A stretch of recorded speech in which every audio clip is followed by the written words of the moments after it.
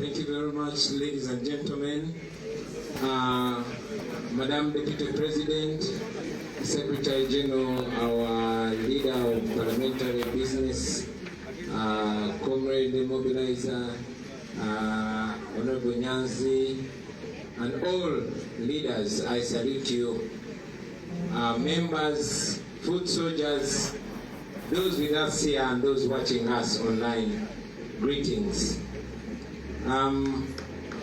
First of all, I also want to add my voice on the very many voices praying for the quick recovery of our Deputy President, Mama Jolly Mudisha.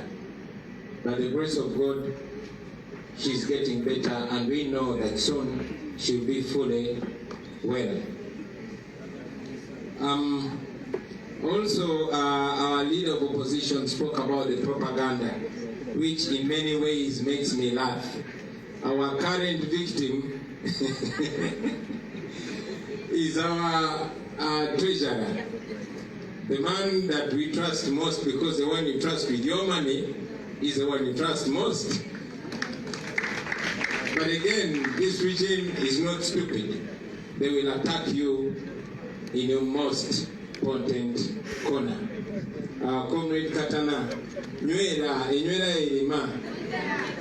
Febali batuiseeko n'abawagizi b'ebisiyaga.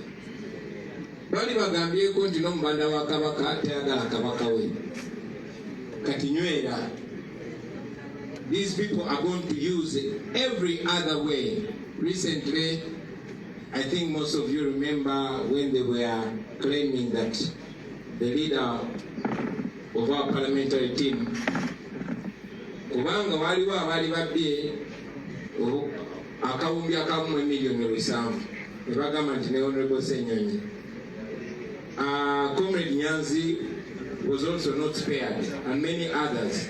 So for me, bagamba bugambi munywere gubatana kubako propaganda bajja. Gladly, we view our comrades by their works, by their fruits.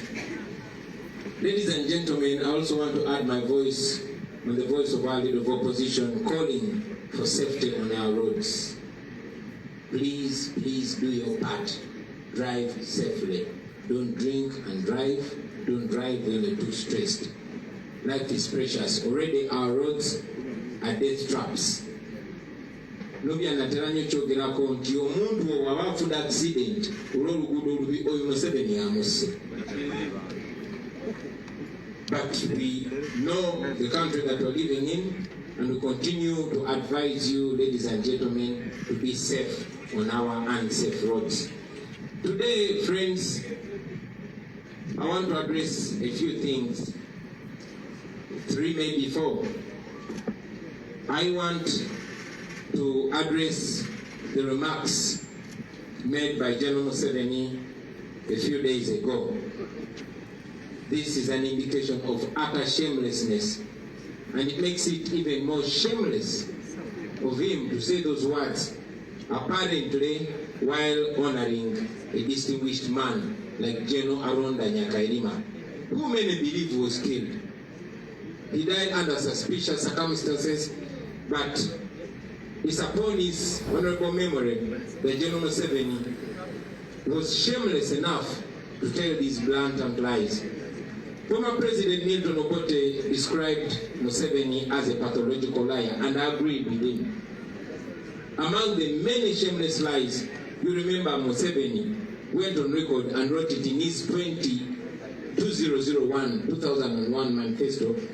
He said with open eyes on record that that was his last and final term to run for president.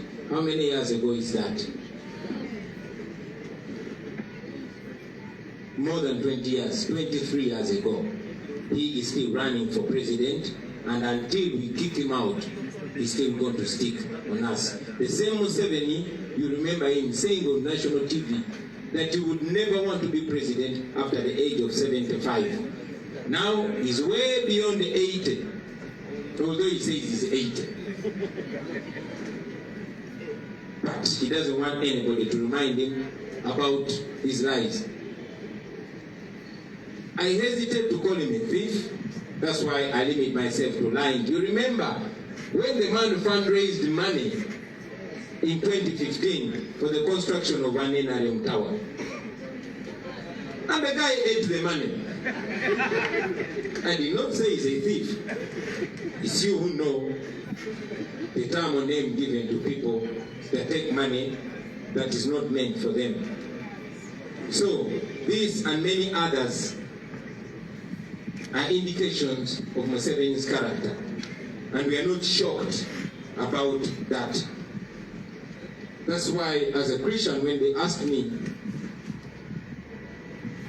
what I would respond, my first response is to forgive him. Courtesy of age, it was his words when he said after 75, over to tuchagata bulungi. So, tusoke kumusasira. However, although I personally forgive him as a Christian, we must be reminded that as a result of that rigged elections, that election of 2021, Ugandans have continued to suffer with hunger, with starvation, with poverty, with potholes, with corruption. You saw what happened in Chitezi recently. Museveni said that NUP can take him to court about his lies, well knowing that he's under protection of the presidential immunity. Ladies and gentlemen, I have written to Museveni, and in this letter, I put a 23 charge on him.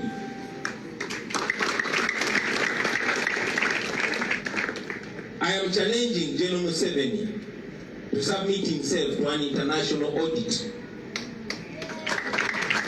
This has been our call from the beginning. We've been calling for an international audit of the 2021 election. He refused. Instead, he just kept arresting our people. We want to have that audit in accordance with the law. I also challenge General Museveni to cede his presidential immunity to Toronto Court if he's a man.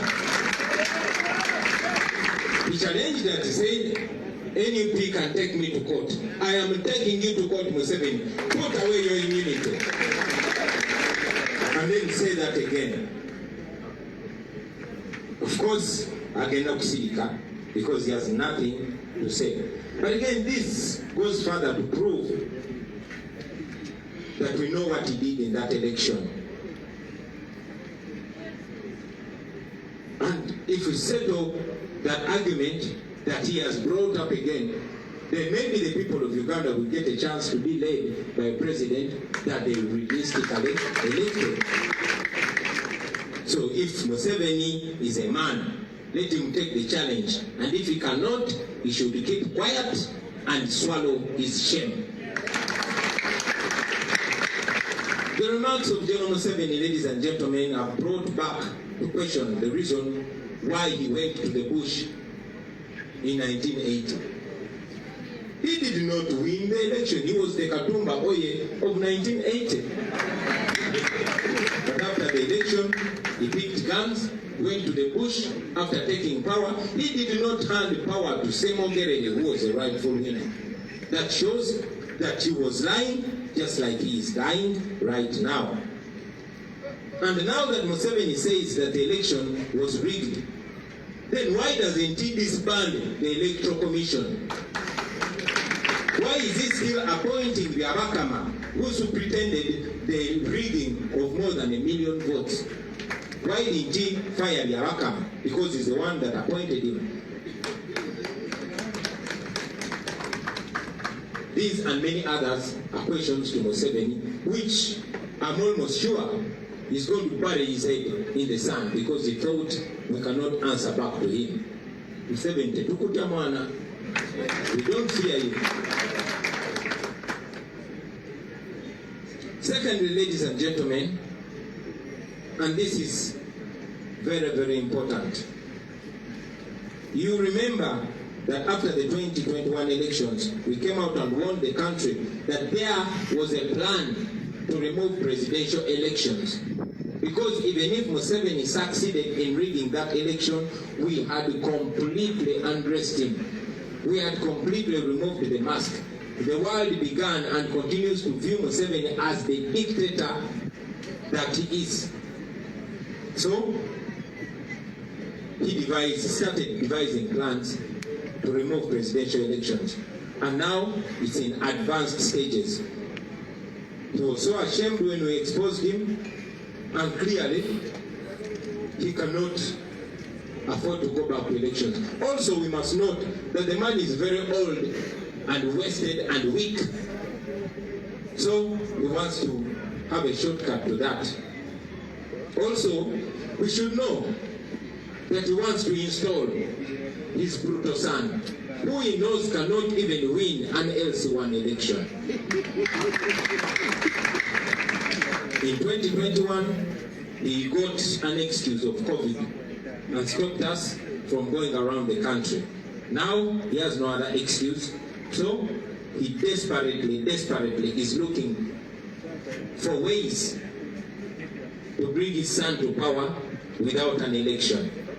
And therefore, he's going to know over time to subdue the will of the people. We warned you, because this is how everything has started in the past. Everything starts like a joke. You remember when they took power, they said they were going to be in power for only 4 years. 5 years later, they used parliament to prolong their stay in power by 5 years. Then in 95, we got a constitution. It started as a rumor, as a joke, that they were intending to remove term limits from the constitution. Museveni himself even dismissed it, but eventually it came to pass. And then the age limit, it started like a rumor, and Museveni himself dismissed it as idle talk. Long story short, now we don't have term limits in our constitution. We don't have age limit in our constitution. So, today, he's doing the same. He started by gerrymandering and subdividing constituencies to make sure he can place his, I'm looking for a decent word to term the NRM MPs. When I get that word, I'll come back to that matter. But I'll give you an example. That the very recent census shows that the Buganda region alone has 11 million people out of the 45 million. That is about 24.19, close to 25% of the population. This is followed by Busoga with 4.4 million people. Even if we question, without this census that is concluded recently, but even going by that census that we question, still Busoga is indicated to have 4.4 million people. That is about 9.5% of the population, close to 10%. And yet Uganda, with all the people that they have, has the lowest number of constituencies. If you compute the constituency MPs and district woman MPs in the current 11th parliament, you'll see that the Eastern region has 141 MPs, the Western region has 132 MPs, Northern region has 124 MPs, and Central has only 102 MPs. Out of the 353 constituencies, Eastern has 101.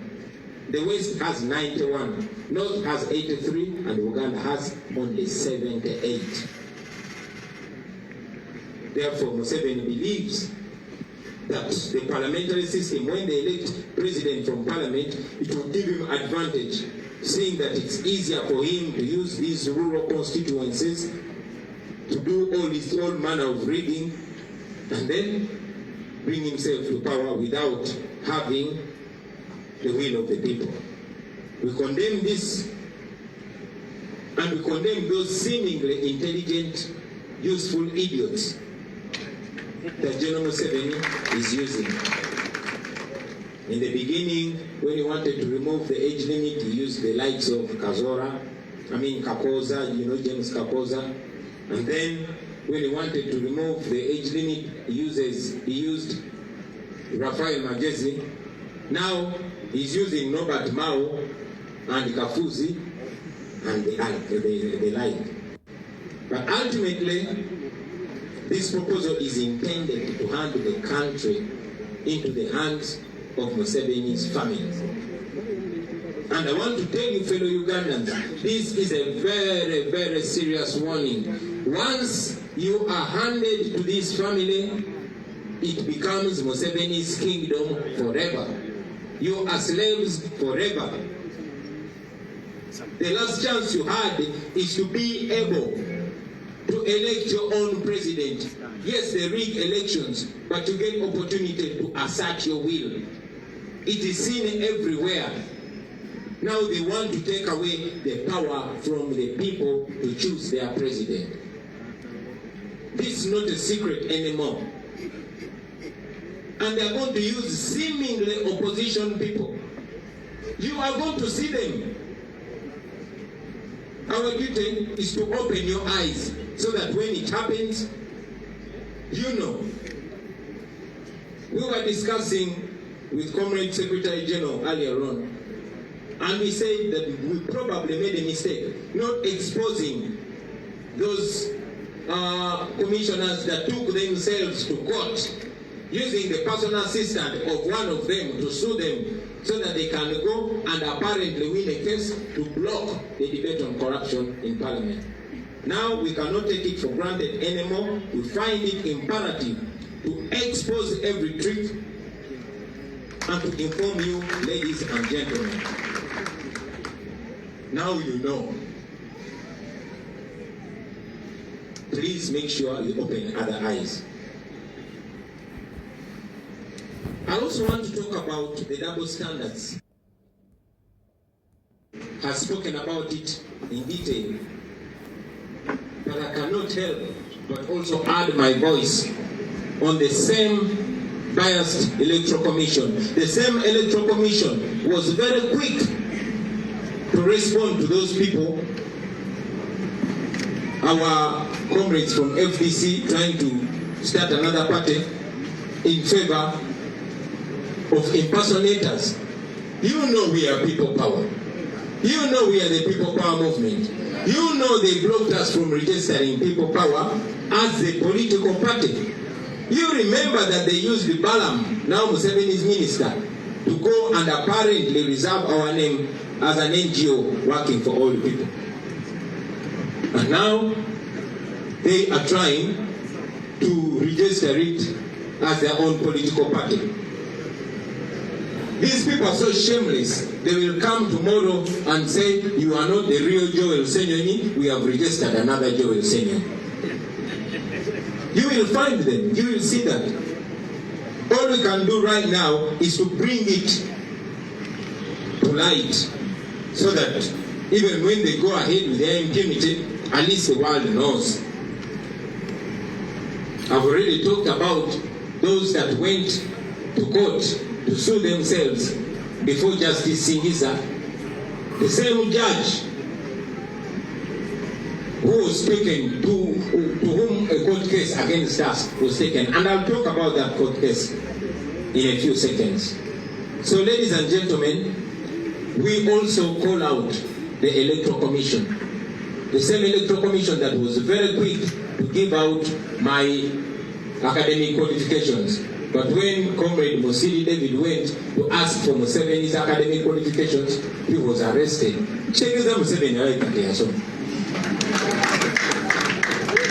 Now, a lawyer called Aaron Kiza asked for details of NRM. The same Electoral Commission that was very quick to give out our records is refusing to release NRM records.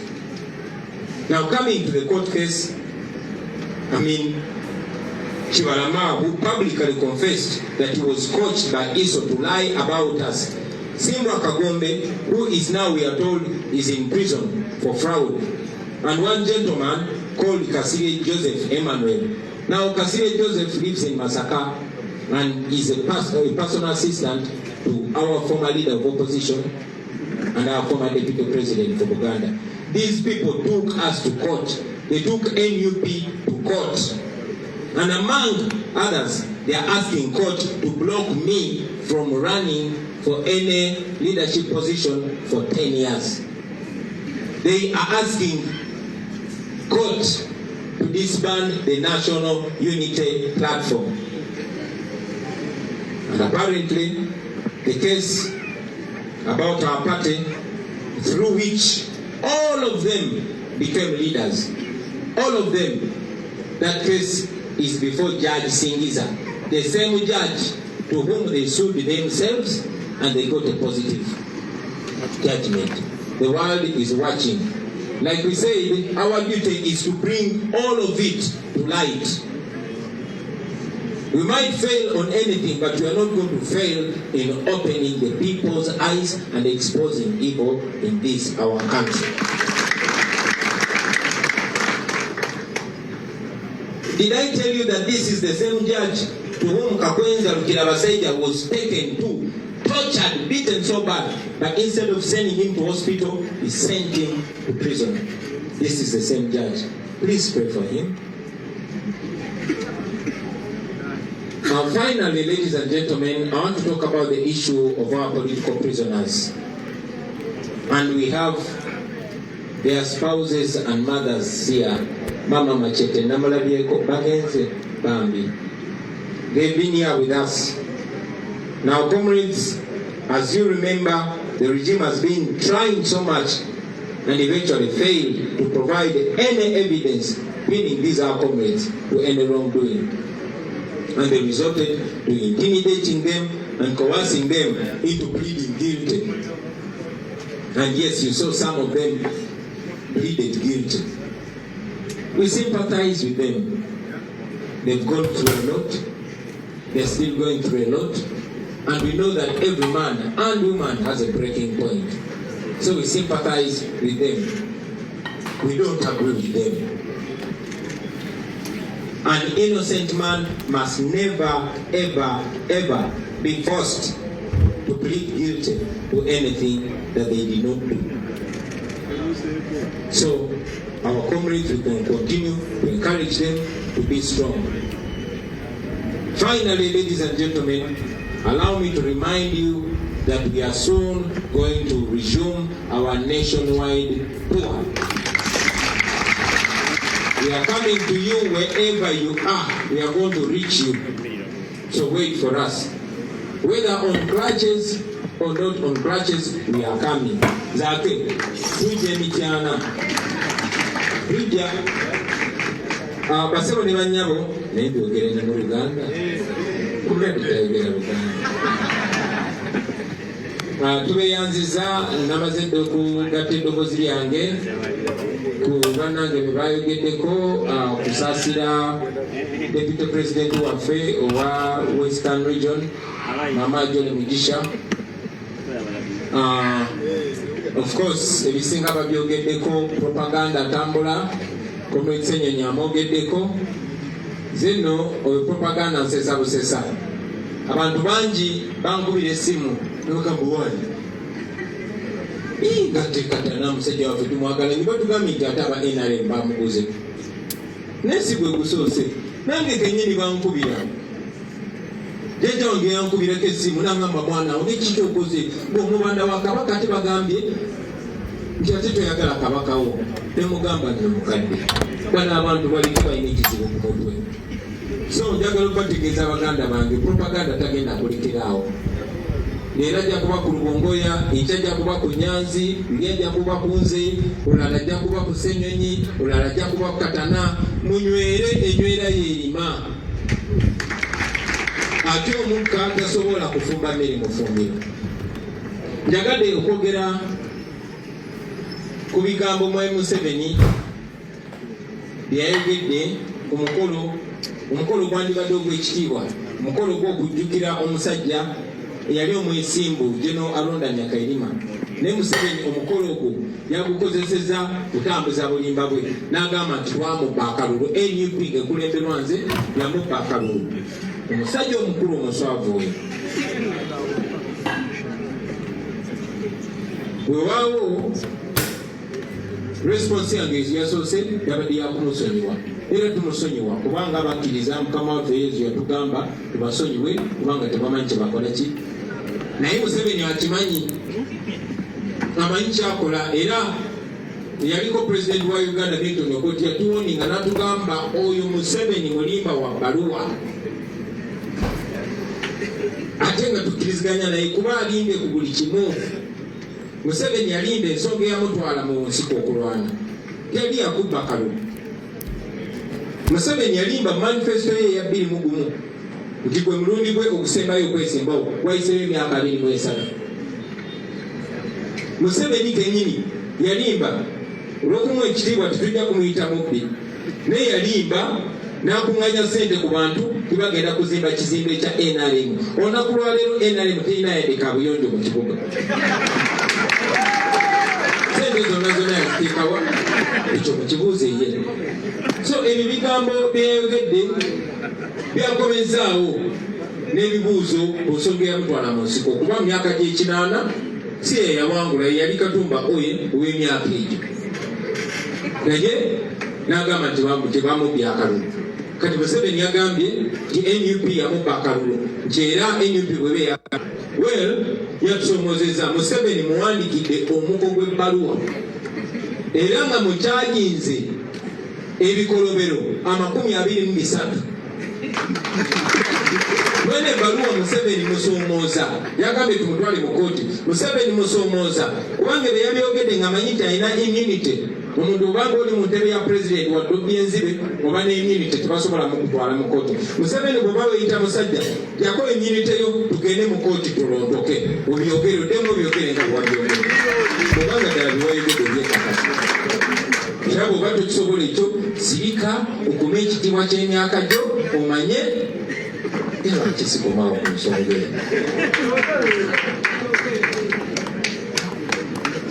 Muze mbiraba n'ebirala bingi, naye ensonga emu ku nkulu gye njagala okwogerako lwaleero yakulabula. Mujjukira bassebo ne bannyabo nti nga twakava mu kalulu ka 2021 twabawoninga ne tubagamba okusooka twagenda mu kulonda kuno si kubanga twali tusuubira byabakama okutulangirira, nedda. Byabakama akolera Museveni, era kyewunyisa Museveni bw'agamba nti bamubba akalulu. Kakati lwaki tokkiriza ne twavinga international audit, UN nebala akalulu ako, bwe tuba twakubba akalulu tuvunaanibwe era tusimibwe. Bwe kisuulibwa nti gwe wabba akalulu nga bwe tukimanyi ove mu ntebe etali yiyo. Yabaffe eyali akulira akakiiko k'ebyokulonda byabakama bw'aba bakubba akalulu, lwaki byabakama tumugoba kubaguwa mulonda? Lwaki wazeemu n'omulonda? Anyway, oyo ye Museveni tabamalira nnyo budde kuba ebiseera bye eby'omu maaso yabiyitamu dda, yabireka mabega. Kati njagala kulabula mmwe bannayuganda naddala abato. Twabalabula ne tugamba twagenda mu kalulu kano si kuba twali tusuubira byabakama okutulangirira, naye kubanga twali twagala Museveni okumwambulako kimasiki. Ekyo twakifuna kuba ensi yonna yonna oluvannyuma lwa 2021 yamanya Museveni kikyali. Naye ate twabalabula ne tubagamba waliwo olukwe olw'okugyawo okulonda nga biringa byakusaaga ne bagayebo bya ataawo oba osusse ajjewo okulonda lwabadde agamba akalulu alina amagye ayinza okugyawo okulonda. Twabagamba Museveni alina pulaani ey'okugyawo okulonda. Okusooka tasobola kufuna bululu, therefore kimutwalira amaanyi mangi n'okusobola kungi okubba obululu. Ekyokubiri, emyaka wadagamba 80 naye bazadde baffe abasukka mu 80 bamulaba nga bakyali bato. Kakati mumulaba nti naye kenyini takyesobola. okukalubiriza n'ogenda okugenza okuba kampeyini. Naye okusingira ddala Museveni mumumanyi ayagala kukyusa Uganda agifuula obwakabaka bwa Museveni, ayagala kuzimba bwakabaka bwe ku ttaka eritali lye. So ayagala kuteekako bitabani etasobola yadde okuwangula oba LC1. Alabira nti atasobola kusindika mutabani we mu kalulu naye bwe tuba tumuwadde Bobiya nga ndikwabavuganya naye. Kakati abo kikyabalina okukola, ayagala kujjawo byakulonda.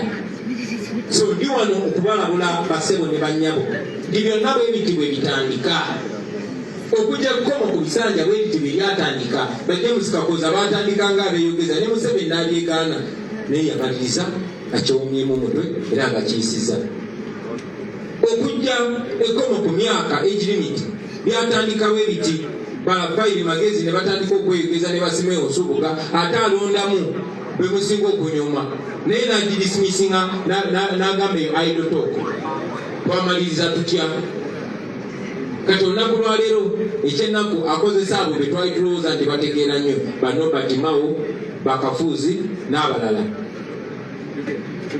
Kitegeeza kyekyo nti bassebo ne bannyabo kino kaakati tekikyaliko nti kuteebereza ye pulaani gye baliko. Njagala okubategeeza singa mukkiriza ne babajjako omukisa okwerondera abakulembeze ne babajjako omukisa okwerondera pulezidenti kajja kuba kaweddemu.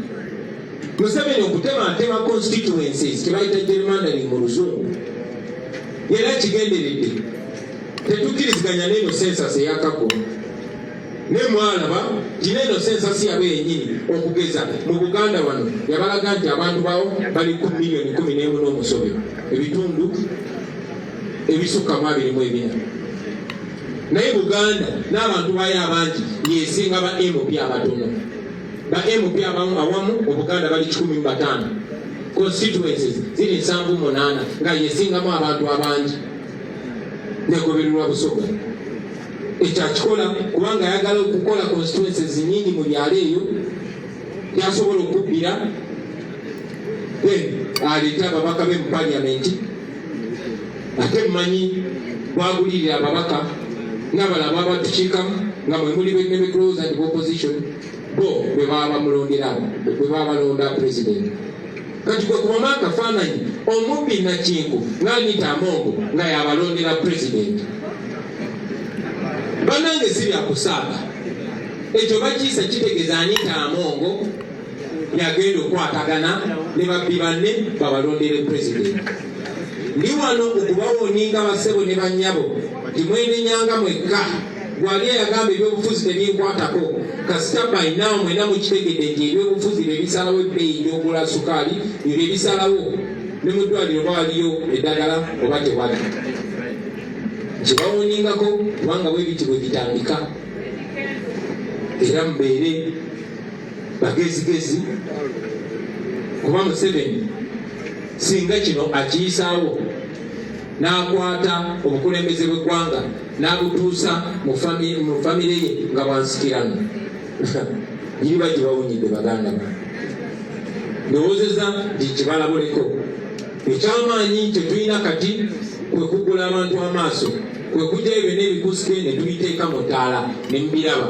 Mbasaba nammwe mubuuse abalala kubanga kino baakitandise era bwe munaabaleka bajja kiyisaawo naye bwe munaalemerako mujja kutaasa eggwanga lyammwe kuba kino kya biseera bya maaso.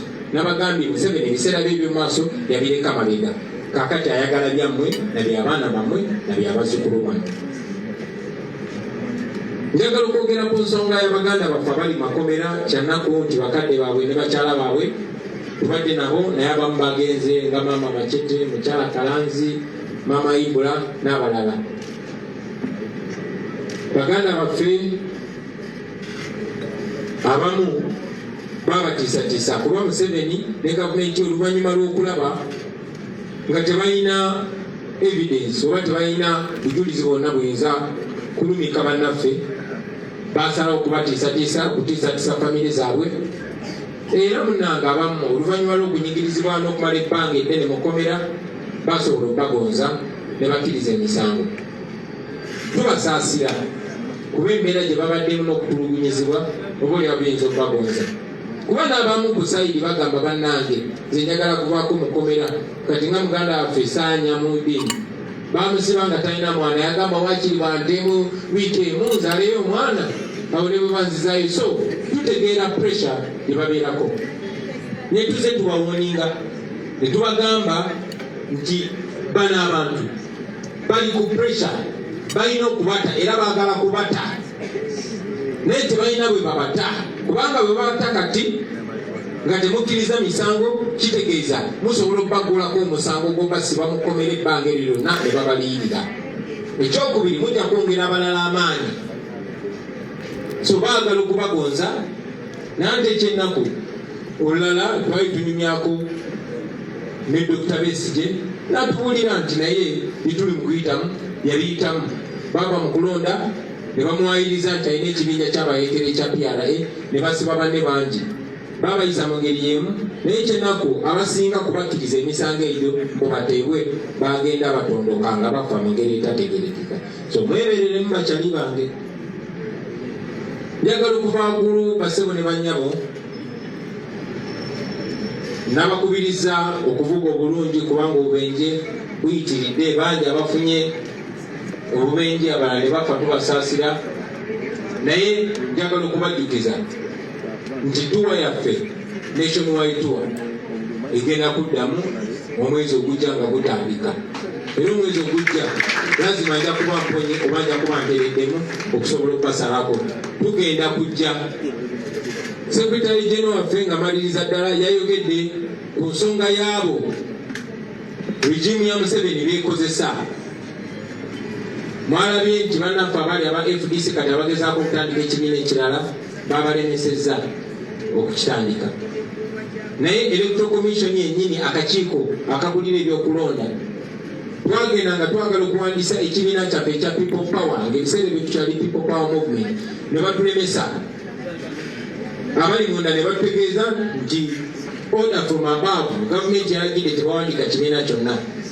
Tebakomaawo omu ku gwe bakozesa Balamu n'agenda n'agamba kati erinnya alyesoose aliwandiisiza ng'ekitongole ekiyamba abakadde.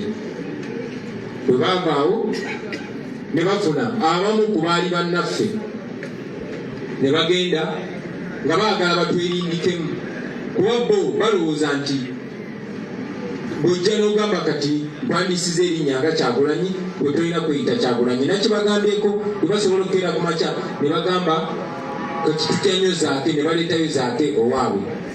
Kati ne Museveni ayagala okukolayo People Power eyiye era yafunayo abafere ne bagenda nga beerindise muffe nga Secretary General waffe bw'abanyonyodde ti ne bagenda nabo ne bagamba bwa People Power mulungi akakiiko ke kamu kaali kamaze okuwandiisa moto yaffe nga People Power our power era akakiiko ke kamu tekaali katugana okuwandiisa ekibiina kyaffe ng'ekibiina naye bwe twali tuwandiisa constitution yaffe empya eya NUP moto yaffe eri People Power our power era eri well registered n'akakiiko ak'ebyokulonda.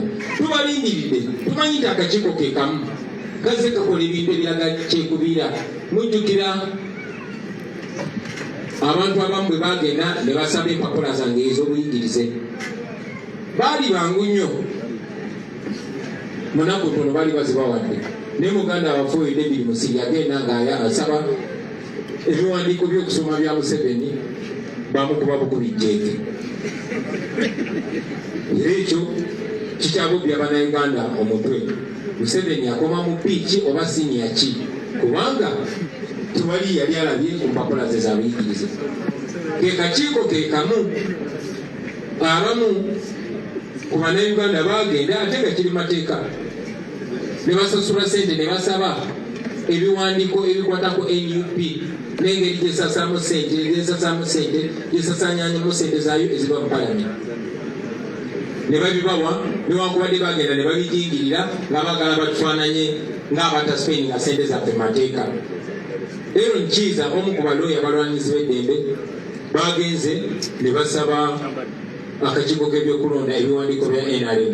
Tulindiridde okulaba era tulindiridde okulaba n'engeri gye beeyisaamu kubanga bo ensi emanyi gwe bakolera naye ffe kyetwagala okwongera okubakubamu ettaala nogera okubambusa waggulu kubanga bagamba enkima gyekoma okwambuka gyekoma okwoleka